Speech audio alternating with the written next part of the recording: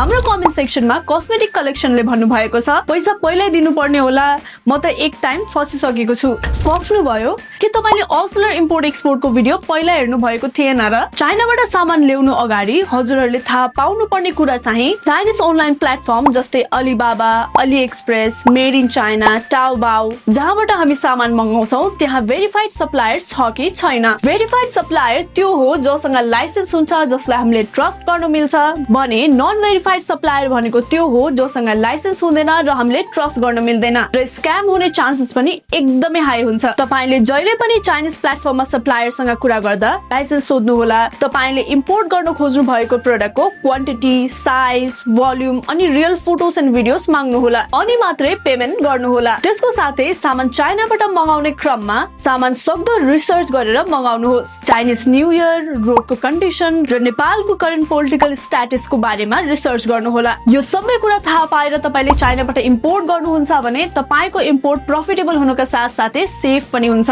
यस्तै इन्फर्मेसनको लागि wholesaler import एक्सपोर्टलाई follow गर्न नबिर्सनु होला। थप जानकारीको लागि स्क्रिनमा दिएको नम्बर अथवा फास्ट कम्युनिकेसनको लागि हजुरले हाम्रो इन्स्टाग्राममा पनि मेसेज गर्न सक्नुहुन्छ। हाम्रो अफिस जोरपाटी बेसी गाउँमा रहेको छ। भिजिट गर्न चाहनुहुन्छ भने हजुर हाम्रो लोकेसन पनि भिजिट गर्न सक्नुहुन्छ।